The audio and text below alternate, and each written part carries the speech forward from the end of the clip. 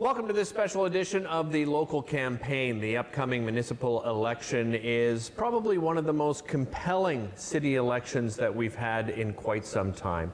And we at Rogers TV decided it would be a great idea to speak to those councillors that aren't running for re-election. And of course, our mayor, Jim Watson, is not running for re-election as well. And that's who we sit down with today. Jim, thanks so much for doing this. Really glad to be in your living room. Beautiful living room, Derek. Oh, thank you very much. I should tell everybody at home, we are at the mayor's office here, and it is beautiful. And you've got a lot of memories throughout here, and we'll get to some of those, Jim. But first, I want to start off with this past term.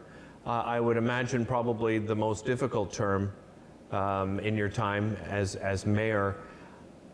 Let's share some of the reasons behind that, Jim. What made it such a difficult term? I think a combination of a number of things. First and foremost, the most challenging time for us as a city was COVID-19. It affected every single citizen, not just in Ottawa, but around the world. It was at the first start, you had this sense of helplessness. What do we do? There's lockdowns. You can't go here. You can't go there. There was no cure for it. People were dying. We lost, over 700 people in Ottawa to COVID. Yeah. So that was the biggest test of leadership skills I've ever had to deal with, working with a great team like Dr. Etches and her incredible team at Public Health, our paramedic service. It was really a Team Ottawa approach. We declared a state of emergency. We had people from all branches of the city government working in unison. We kept the transit system going. We wanted to make sure that we had social services for those most vulnerable people. And then, of course, when the vaccine was discovered and made available, that became another logistics challenge. Everyone wanted the vaccine right away, which right. You don't blame them. So we got that out relatively quickly. We had the highest vaccination rate of any big city, the best vaccination rate for kids in all of Ontario. So proud of that effort. And then, of course, there were things like the tornado. We had the tornado in 2018, we had the flooding in 2017 and 2019. We had that massive downpour in May where it was worse than the ice storm when thousands of people lost their power. We had obviously the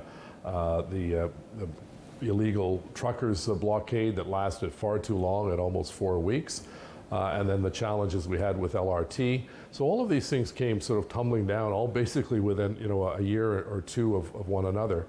And it certainly tested everyone's mettle. I think Ottawa as a community did very, very well, notwithstanding all of those challenges, both challenges of God and man-made ones. Right. I think one of the other challenges, Jim, is because of the pandemic, we all went into this virtual world. Yeah. And a big difference for all of us, working from home.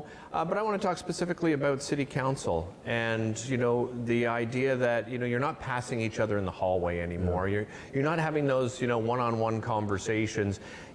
Going virtually, I'm sure there were some benefits, and maybe they'll keep some of those benefits. But how difficult was it as a group for you to sort of stick together as much as possible when everything's changed the way that you do business? Yeah, it's tough. I was the only elected official in the council chamber, so it's pretty lonely. You've got some staff from the clerk's office and so on. It's not the same. You don't have that ability to sort of go up to someone and hey, listen, let's see if we can amend this motion and so on. I don't want to put too much emphasis on how it was tough for politicians. We kept our salaries, we kept our staff and so on. So we were not hard done by like so many merchants were, and business people and residents and vulnerable people and so on. And I think one of the things that really has not been examined, and I think it's going to have a long-term impact throughout the world, is the loneliness of people that were living on their own, senior citizens in particular. Absolutely. Who had to really put up with no way to get out. Maybe their big trip to have any kind of socialization was the grocery store. And what can we do? I think it's one of the failures of society. We have not planned for the baby boom generation, which those of us born between 1947 and 1961 are now retiring. They're becoming senior citizens. There are more healthcare problems. And we really haven't done a very good job. I think in politics, too many of us look to the next election instead of the next generation. And I remember Theresa May, when she was Prime Minister of Great Britain, she created a ministry of loneliness. And people started to sort of snicker at that. But you know what? I think she was onto something. I think we need to do something that better prepares us and our seniors for great quality of life as opposed to isolation and loneliness. And one of the things I want to do when I leave office is try to do more work for volunteer work for charities and help seniors groups, because I'm really concerned. I live near Carlingwood Mall. Carlingwood Mall is a great place for seniors to come, and they sit on the tables outside the Tim Hortons or the Dairy Queen, and they have a chat and they run into neighbors. That was all gone for weeks and months on end. And you have to wonder, that social interaction was something that I think really affected people's health, whether it was their mental health or physical health. And I think we have to do better for those people. Yeah, I agree. I think seniors felt forgotten, and they had, pre-pandemic. In the long-term care homes, the number of people killed there. Yeah, absolutely. Isolation, as you described. I mean, having a minister of loneliness in a country, the first country to have a minister of loneliness, really tells you about the type of situation so many people found themselves in pre-pandemic. That's and then right. you add in the pandemic. And we're living longer too, Derek. I think that's the other issue. Yeah. That is putting, it's a good news, bad news. It's great that our loved ones are living longer, but it's also putting enormous pressure on our healthcare system and paramedic service and so on. And again, we've got to do a better job of planning all three levels of government for that what people call a tsunami of senior citizens because of that baby boom generation. You use that word planning. When it comes to planning this city, if we look at how we've done it in the past, and I know you have you and yourself in council have a new master plan, but do you think going back quite a while now, some of these developments that we created in the suburbs, did we go about it the wrong way, Jim? And what's some of the solutions to that? Yeah, I think you look at neighborhoods that are really healthy right now, places like New Edinburgh, the Glebe, Old Ottawa South, Westboro, Hintonburg. It's because you have a healthy Main Street, and then you have a healthy mix of residential communities that support that Main Street.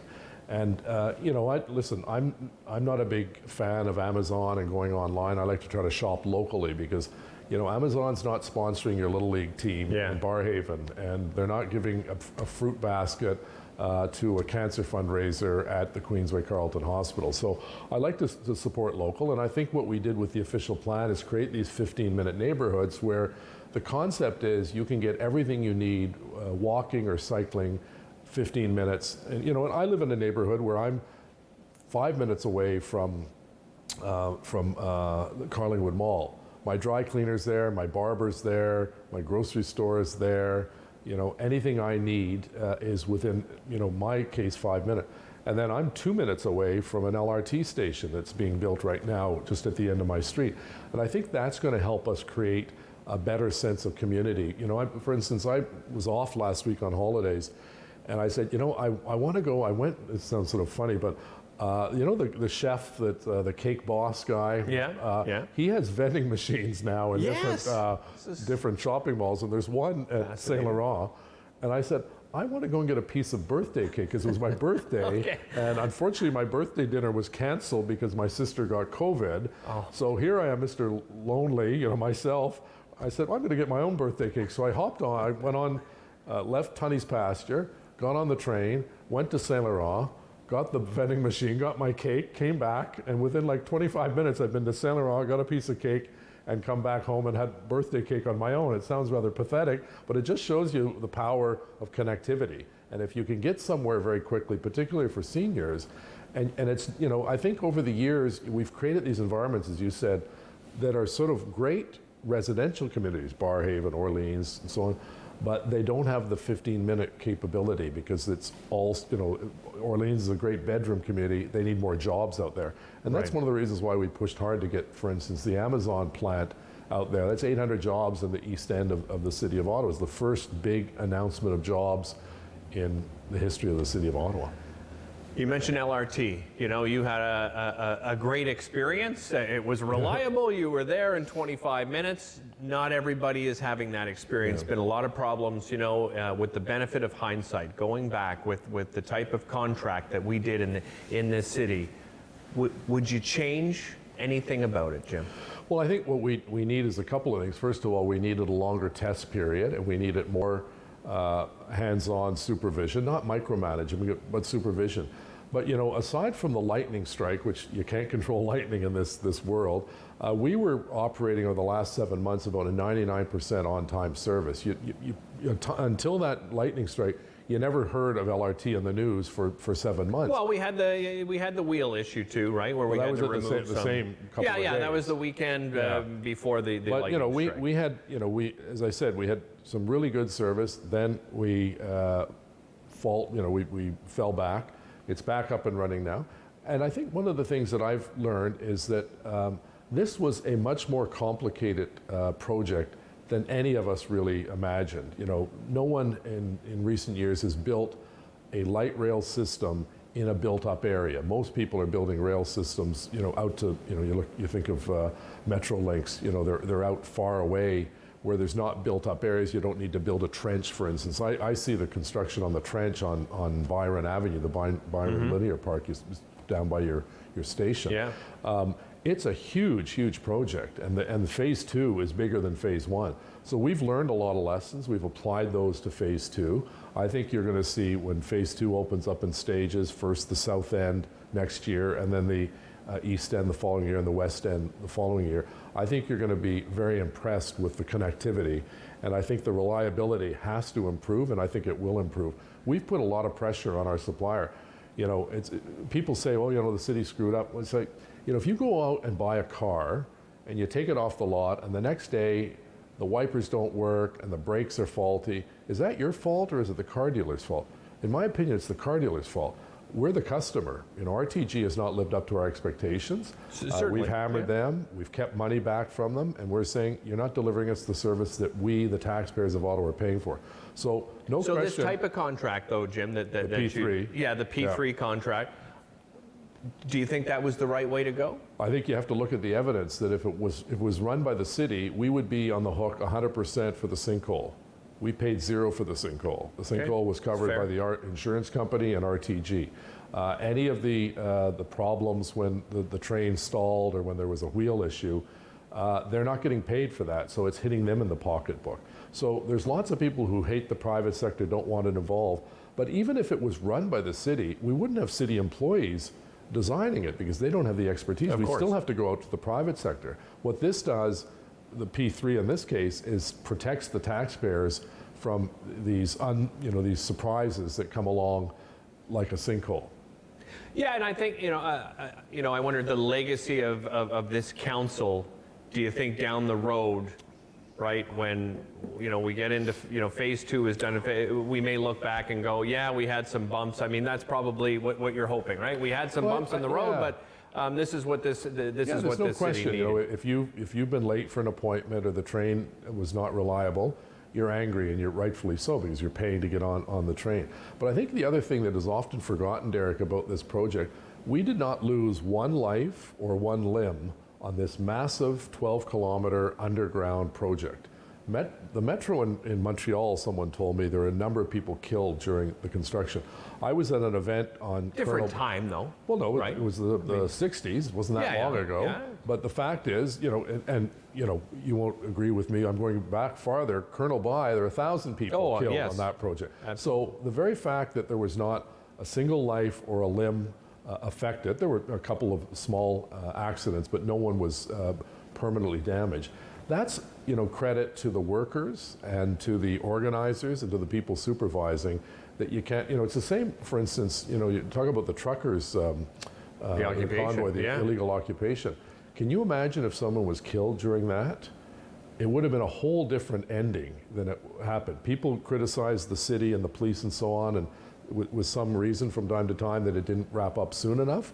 But thank God that calmer heads prevail, because there's a lot of people giving me advice. Just go in there, with the riot squad and do this and do that. It's like, you know what? Sometimes you can't just be a quarterback, couch quarterback. You got to actually listen to the professionals. And the very fact that no one was killed in that riot, I think there was one person who was knocked over by a horse, and that was it. That could have been a lot worse and a lot different outcome that we would be having a much different discussion. Interesting. You mentioned the fact that people were telling me to do this. I wanted to touch on that with you because you've been in politics a long time, and things have changed dramatically. Municipal politics, in my view, are probably the most difficult because you're more connected to everybody. And not only do you get emails and phone calls, you now have social media, and you're just inundated all the time. Did that have anything to do with your decision, maybe, Jim? Not really. I said at the time, social media really can be very corrosive. It can wear you down. And 3 of my colleagues have just gotten off Twitter altogether because it's just too, hard to take. And I still, the problem is I don't want to get out of Twitter because it's like unilateral disarmament. Then people will start piling on and say, oh, Watson is this, Watson that, and you don't have a response. I've learned, and most people will laugh at this, but I've gotten a lot more thick-skinned over the last 10 years than I did when I first got elected. If there's one letter to the editor that was somewhat mildly critical, I'd be really upset. And I've been treated very fairly by the press, by the public. I go out to a lot of events, as you know. I get a lot of really positive feedback. The problem with social media is a lot of it is anonymous. Right. So it's fake, if you will. People have 10, 12 accounts and they just attack you all day and they have one follower. So you have to take it with a grain of salt. And I remember... Did it wear on your mental health, though? Sometimes, like, the homophobic comments and things like that, tend to sort of grind you a little bit. But, I wouldn't switch for any other level of government. I've had the benefit of working on the Hill, working at Queen's Park, and now here. And if you look around the country, there's a complete reversal where it used to be municipal politics was a stepping stone to get to provincial or federal politics. It's the reverse now. You go from coast to coast. The mayor of Vancouver is a former MP. The mayor of Brampton is a former MP and an MPP. The mayor of Toronto is a former MPP. I'm a former MPP. Bonnie Crombie, former MP. Maurizio Bellavacqua and Vaughan, a former minister in the federal government. Mike Savage, the former MP, is now the mayor of Halifax. And now you see this complete reversal. Andrea Horwath is going to run for mayor of Hamilton. I was just going to mention Andrea, so, I think people see this is where the action is. And we don't talk a lot about housing, but we build housing. We don't talk a lot about transit, but we get electric buses and get the train system and so on. It's a much more pragmatic level of government than the other two. I'm not dismissing. I enjoyed my time at Queen's Park. You can make some big differences. But I think you see a lot more people interested in municipal government. Although the irony is, at this stage, there's, you hear, oh, people aren't happy with the city. When they're not happy with the city, you usually have really competitive races. Right now, there's 4 or 5 people that are slated to be acclaimed. There's, I think, only 10 people running for mayor. When I ran before, it was 20 or 21 people. So I think people understand it's not an easy job. It may sound glamorous to go to, store openings and, so on, but there's a lot of responsibility at the municipal level. Social services, emergency services, planning, economic development, zoning, roads, garbage, water, wastewater, recycling. I remember the mayor of Calgary, Ned Nenshi, said, he told a group one day, he said, if the federal government disappeared overnight, you might notice it in 6 months. If the provincial government disappears and, overnight, you might miss it in 6 days because they operate schools and so on. If the municipal government disappears, it'd be 6 seconds. Where's my bus? The street isn't plowed. I can't get into the community center for swimming. The library's closed. We really touch a lot of people. And when I go to speak to grade 5 students mostly, because that's when they're studying government, I said, think about it. When you wake up in the morning, you turn your lights on. That's Hydro Ottawa, owned by the City of Ottawa. You turn the tap on to brush your teeth, that's a city service. You flush the toilet, that's a city service. You walk on a sidewalk that just got plowed, city service. You hop on the bus, OC, to get to school, it's a city service.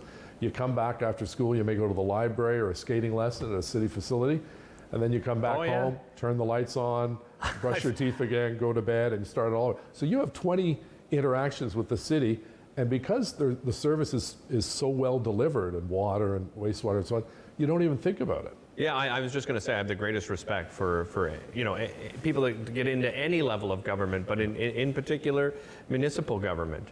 Let's talk about some positives. When you look back in a few years or a few weeks after you leave office, what are you most proud of? That's a really good question, and I can't narrow it down to just one thing, because I'm proud of a lot of things. I think our team at the city and councillors and staff at all levels of government have worked hard. You know, you look at, for instance, our response to COVID-19, you know, really positive, get out there, go into vulnerable communities, work hard at that. I think 2017 was probably my most exciting year. We had everything from Lemoshin to the Grey Cup, Red Bull Crashed Ice. We had, you know, the Juno Awards, you know, just tons of different events that really brought the tourism industry to life. You know, I think Lansdowne, you know, we all remember Lansdowne. It was a dump, you know, a bunch of rundown buildings and cruddy asphalt parking lot. It's now 1,000 jobs on site, restaurants, businesses, sporting franchises, green space. I think that's really a great success. I think the Innovation Center and the creation of Invest Ottawa, you know, is something very positive. The Ottawa Art Gallery, you know, how many years did we talk about a new art gallery? Got it done. How many years of Innovation Center? You know, our communities were lacking in recreation facilities. We got, you know, new center in Canada, new one in Barrhaven, new one in Cumberland, Orleans, new fire stations, you know, new libraries in Greeley and Constance Bay, and an extension of the library at Rosemount in Westboro, a new downtown library that's being built as we speak, a new civic hospital. We're not directly responsible, but that's going to be a game changer. I was going to mention that too, because a lot of people don't realize how unique of a situation we find ourselves here in the city of Ottawa, because, you know, we're the capital of the country. We have federal government here. We have the NCC. You know, the city, is it delicate for yourself and city council in making decisions, and you have to keep those levels of government in mind? I think that's a good point, but I think we've seen a lot of improvement. You know, one of the things Maxime Pedneau-Jobin, the former mayor of Gatineau, and I, we worked really closely together, and we said we need a seat on the NCC, because the NCC we viewed from an outside as a bunch of meddlers, always meddling in this, meddling in that, you know, trying to undermine us. And I said, you know, it's better to have us inside the tent than outside the tent. And the minister at the time, Melanie Joly, agreed. So we became ex officio. We don't have a vote. Right. We can't move motions, but we're there at the table. We make decisions. We speak on issues. We give a regional report. And I think, you know, that was long overdue. I campaigned on that back in the 90s. We needed either to abolish the NCC or bring the city to the table. And I think it's worked out really well. You know, the federal government have been really cooperative to work with. The province, you know, we have our differences from time to time, but generally they've been, you know, really helpful as well. And I think particularly during crises, whether it's tornadoes or the illegal occupation or flooding, you put the politics aside and you get the job done. So we had to call in the Army, for instance, during one of the flooding incidents, because it was just way beyond our capacity. And that was great cooperation with the federal government. We had the provincial government providing, you know, emergency funding for us because, you know, again, these were acts of God, as they're called in the world, and we had no control over them. So I think there's a lot of things you can look back and be proud of, but I think it's really our sense that we had, you know, we're a city of 1 million now. We're the 4th largest city in the country. But we're a unique city. We're 2,800 square kilometers, and as I told your colleague in French just a few moments ago, Catherine, you can fit the cities of Vancouver, Calgary, Edmonton, Toronto, and Montreal within the boundaries, and 82% of Ottawa is rural, green space, or forest. We have it makes us incredibly unique, farms. For sure. A lot of new faces are going to be around the table, right, after the October 24th election. A new mayor, new faces around the council table as city councillors. What advice would you give to those new faces? Well, you know, during their election, be honest with their voters. Don't go and promise stuff that's pie in the sky, you know, that is never going to get through. You know, a good example of that is there's some people promising free transit. Well, that's sort of an oxymoron. Like, you know, do you really believe it's going to be free? No, it's going to be a 13% hike on your property tax bill, whether you take the bus or not. I think people have to be honest with the voters, and I would rather under-promise and over-deliver than the reverse. And I kept a book of my promises each election on my desk, and every time I fulfilled one, I ticked it off. And I think I'm up to about 98% of my promises made. One, I tried to reduce the size of council, and that lost. Surprise. But I think it's important that people, when they're knocking on doors, you know, I'm going to freeze your taxes, or I'm going to go and cut your tax. Great. What are you going to cut when you cut my taxes? Because you just can't cut without consequences. Does that mean less paramedics? Does it mean closing libraries more? Does it mean less money for the arts? You have to decide, and you have to be upfront and say, the ledger has two sides, you know, spending and money coming in. And you can't just simply go off and promise people some fairy tale that they're going to get something for free when it's really not that honest to say Jim, that. what would you say about this notion of a lot of people talking about the Watson Club? Yeah, I don't quite understand the logic of it, because my job as mayor is to garner a majority on each item to get it passed. So if there's a Watson Club that supports this, then is there another club that is always against what we're saying? Like the press don't seem to ask, well, wait a minute, if you think they've got a slate, you people vote the same way all the time, are you not a slate? Oh, no, we're not a slate. Well, why? Because you lose every vote? It just doesn't make any sense. The job of the mayor, my predecessor, I'm friends with Larry, but Larry wasn't able to, on a lot of big issues, get items across the goal line. My job as mayor is not to sit there and say, all right, here's an idea, you just go and fight it among yourselves. All right, yeah. You got to actually get the votes, and it's called a democracy. And the number of times you vote, if you get the most number of votes, that's the policy. So I'm not sure what people expected. They expect me to just sit back and say, all right, well, I've got this idea to revitalize Lansdowne, so just go ahead. I'm not going to talk to any of you about it. I'm not going to lobby you on it. We'll just see how it unfolds. Right. And then it turns into a good point. a schmozzle. I know it's something we're running a $4 billion corporation. This is not some high school, student council or a tea party. There's strong opinions. But, I calculate it through my office, I think something like over 98% of the votes that I put forward, I won. I'm proud of that because I campaign citywide. Every councillor has a ward. I have a citywide mandate. Very quickly, I'm just running out of time here. Your future plans. So, what have you thought about it? Well, you think about it, but I don't have anything concrete because, for the simple reason, I want to finish. My last day is November 14th. I want to wrap up here and then maybe take a week of sleeping in. That's going to be a big priority. And then, I might go on a trip or something like that. But at the end of the day, I want to do more volunteer work. I want to do more charity work. I'm too young to fully retire. If something comes my way that is a good fit, I'd be happy to entertain that. But someone suggested, maybe the mayor's been looking for a job for the last 300 days. I said, I haven't been. I've had some people approach me, but I said, come back and see me in November. I don't think I should be being the mayor and trying to be a candidate for some position or an applicant or something. I loved what I did. I was happy to become the longest serving mayor in Ottawa's history and the youngest mayor. And I've loved almost every minute. There have been times when it's been frustrating and challenging, but it's been the honor of my life to be mayor of the capital city. I grew up in a small town in the Laurentians and never in a million years thought I'd be the mayor of anything, let alone Ottawa. So I'm very, very grateful to the people of Ottawa for electing me in 8 different elections. Jim, I have the greatest respect, as I said, for those that get in government and in particular municipal government. So, thank you for your service to this city over all these years. And I know you're not going anywhere. So certainly we'll catch up, I'm sure, at another time. And thanks for sitting down and doing this with us. Really appreciate it. My pleasure. Thank you very much, Derek.